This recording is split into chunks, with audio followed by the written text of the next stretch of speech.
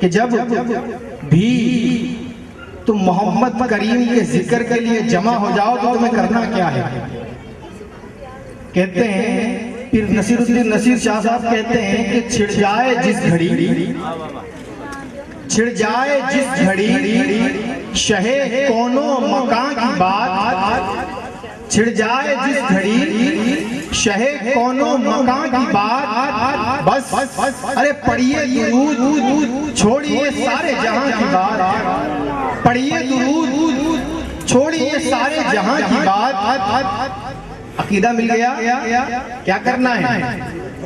جب تک محفل میں بیٹھے رہیں کیا کرنا ہے؟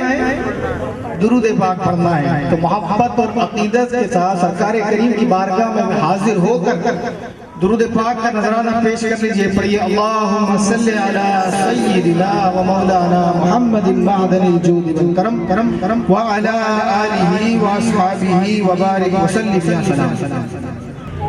کہ اللہ رب العزت نے جب تک اپنے حبیب کو نہیں بھیجا تھا تو کل اختیار کل حکومت اپنے دست قدرت میں رکھی تھی، لیکن جب سارے انتظامات کر لیے گئے، سارے اہتمام کر لیے گئے، اس کے بعد اپنے حبیب کو بھیجا، اور اس کے بعد اپنے حبیب کو بھیجنے کے بعد اللہ رب العزت نے کچھ اختیارات اور کچھ حکومت سرکار کریم کو عطا کر دی۔ اللہ رب العزت قرآن مجید فرقان حمید میں ارشاد فرماتا ہے فَلَا وَرَبِّكَ لَيُؤْمِنُونَ حَتَّى يُحَكِّمُوكَ فِي مَا شَجَرَ بَيْنَهُمْ ثُمَّ لَا يَجِدُوا فِي أَنفُسِهِمْ حَرَجًا مِّمَّا قَضَيْتَ وَيُسَلِّمُوا تَسْلِيمًا۔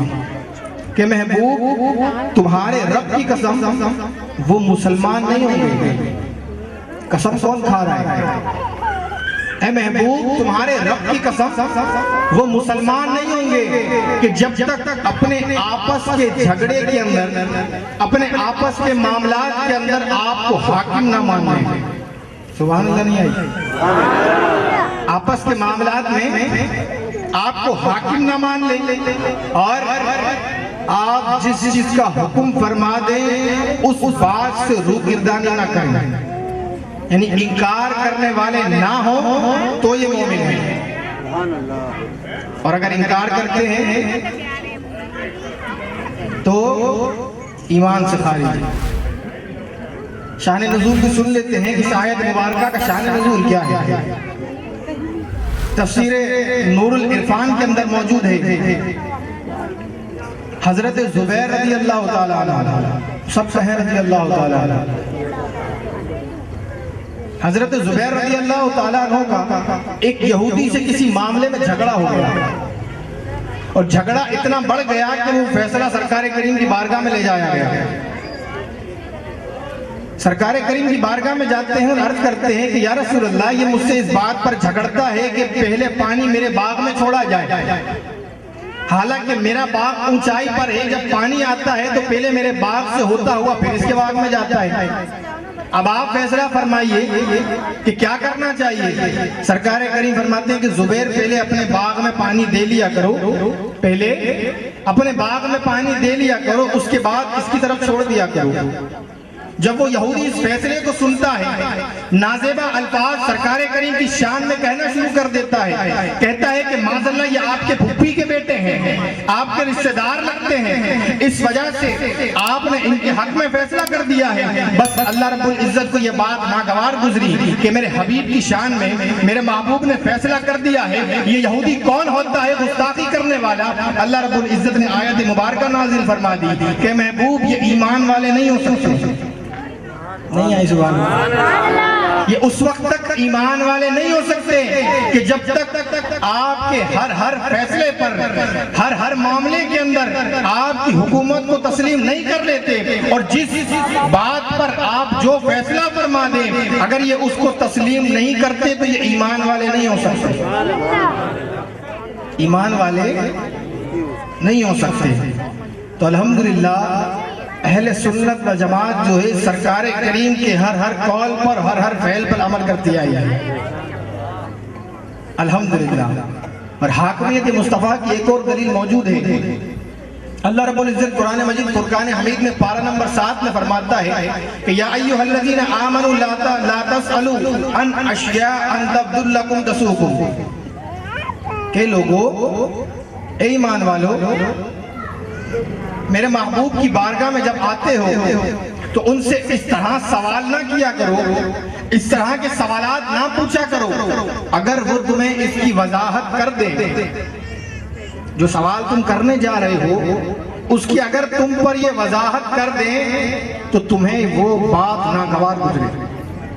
قرآن کریم کیا ہے مبارکہ ہے کہ اگر ظاہر کر دیں تو تمہیں یہ بات ناگوار گزرے۔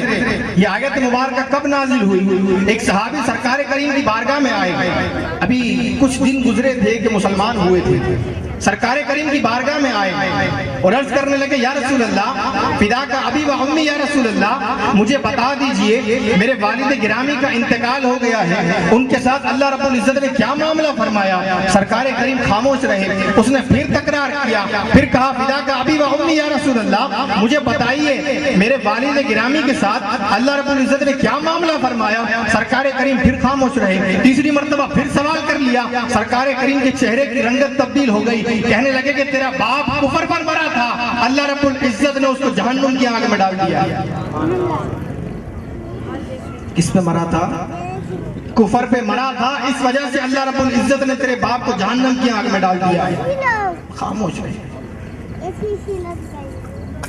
ایک مقام پر اور فرضیت حج کا موقع ہے، سرکار کریم طواف کر رہے ہیں، سرکار کریم سے کسی صحابی نے پوچھا یا رسول اللہ کیا ہم پر ہر سال حج جو ہے وہ فرض ہے؟ سرکار خاموش رہے، پھر سوال کر لیا۔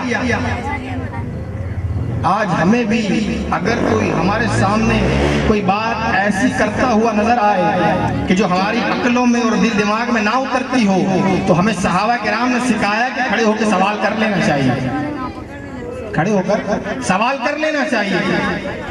لیکن اللہ رب العزت نے اپنے حبیب کے لیے کچھ پابندیاں لگا دی کہ ان کی بارگاہ میں ایسے سوال نہ کرو۔ پھر دوبارہ وہ صحابی سوال کرتے ہیں کہ یا رسول اللہ کیا ہم پر اسی طرح ہر سال جو ہے وہ حج فرض ہے؟ سرکار کریم پھر خاموش رہے، تیسری مرتبہ پھر سوال کر لیا، سرکار کریم خاموش رہے، حتیٰ کہ حج مکمل ہو گیا۔ سرکار کریم نے فرمایا کہ لو قلت نعم لو جبت، اگر میں ہاں کہہ دیتا تو ان پر ہر سال حج فرض ہو جاتا،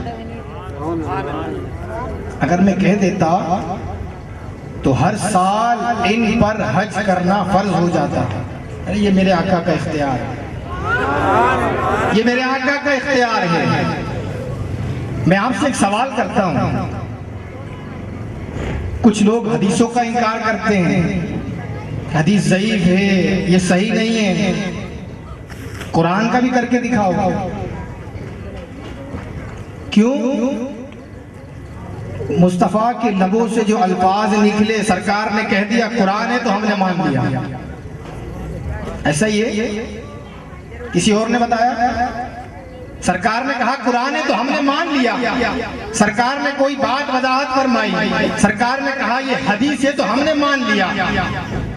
ارے جب تم حدیثوں کا انکار کرتے ہو، کہتے ہو ضعیف ہو، ضعیف ہے، اور اگر قرآن کا کرو گے تو ایمان سے چلے جاؤ گے۔ جس مصطفیٰ کی زبان سے ہم نے قرآن الفاظ سنے، کہا قرآن ہے تو ہم نے مان لیا، تو حدیث کو بھی تو مانو کہ حدیث ہے، اس کو تسلیم کیوں نہیں کرتے؟ ایک مرتبہ بلند آواز سے سبحان اللہ کہیں، پھر آگے چلتے ہیں۔ ایک شخص سرکار کریم کی بارگاہ میں حاضر ہوا، ابو ہریرہ اس حدیث مبارکہ کے راوی ہیں، سرکار کریم کی مجلس لگی ہوئی ہے، صحابہ کرام کا جمع غفیر ہے، سرکار کریم محبتانہ انداز کے اندر صحابہ کرام سے مصافحہ کر رہے ہیں، وہ آتا ہے اور کہتا ہے میں ہلاک ہو گیا، میں ہلاک ہو گیا، میں ہلاک ہو گیا۔ سرکار کریم کی توجہ اس کی طرف جاتی ہے، کہتا ہے اس کو بلا کر لاؤ، کس بات پر کہتا ہے میں ہلاک ہو گیا؟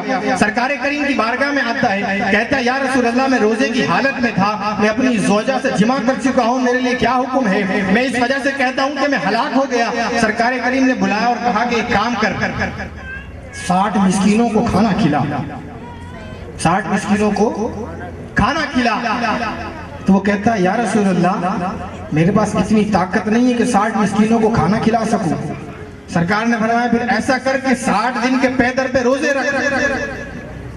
پھر کہتا ہے یا رسول اللہ ایک نہیں رکھ سکا تو 60 کیسے رکھوں گا؟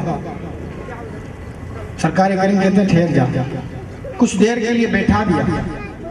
سرکار کریم کی بارگاہ میں ایک صحابی کھجوروں کا ٹوکڑا لے کر آئے، کھجوروں کا ٹوکرا جو ہے سرکار کریم کو پیش کیا. سرکار کریم نے وہ ٹوکرا اپنی گود میں اٹھایا اور کہا کہ وہ صحابی کون ہے جو ابھی کہتا تھا میں ہلاک ہو گیا, میں ہلاک ہو گیا. سرکار کریم کی بارگاہ میں آتا ہے, ہاتھ جوڑ کے کھڑا ہے. سرکار فرماتے ہیں جا یہ کھجوریں لے جا اور جا کر مدینے کے غریبوں میں تقسیم کر دے.